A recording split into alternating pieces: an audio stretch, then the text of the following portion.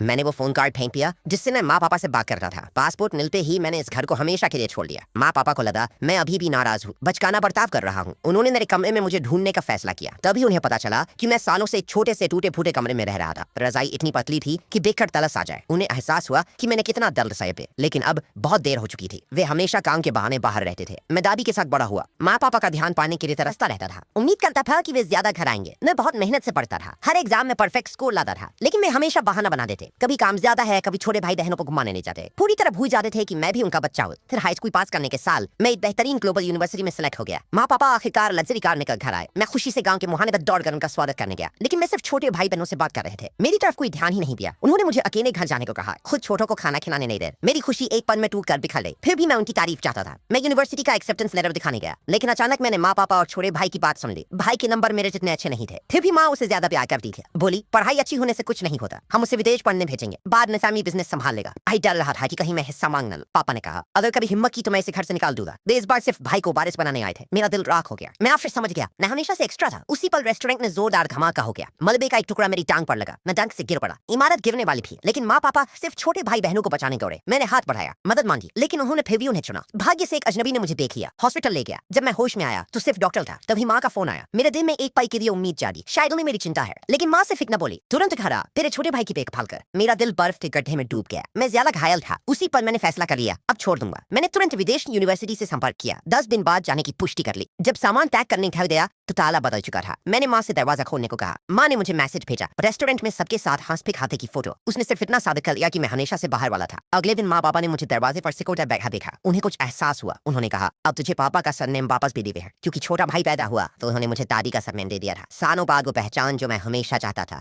आखिरकार हाथ लगने वाली थी, लेकिन अब मुझे नहीं चाहिए थी। मैंने सारे डॉक्यूमेंट्स कूड़े में फेंक दिए। बिना मुड़े मैं इमिग्रेशन ऑफिस चला गया, पासपोर्ट के लिए अप्लाई किया। फिर मैंने सालों में कमाए सारे अवार्ड सर्टिफिकेट फाड़ दिए। परिवार की तस्वीर जो मैंने बनाई थी उसे जला दिया। दादी से जो मुझे पाला था अलविदा रहा। फिर मैं बस में बैठकर अपने गांव को छोड़ दिया। 5 साल बाद अपनी मेहनत से मैंने अपनी खुद की कंपनी बना ली। आज भी मैं दादी का सरनेम ही रखे हुए।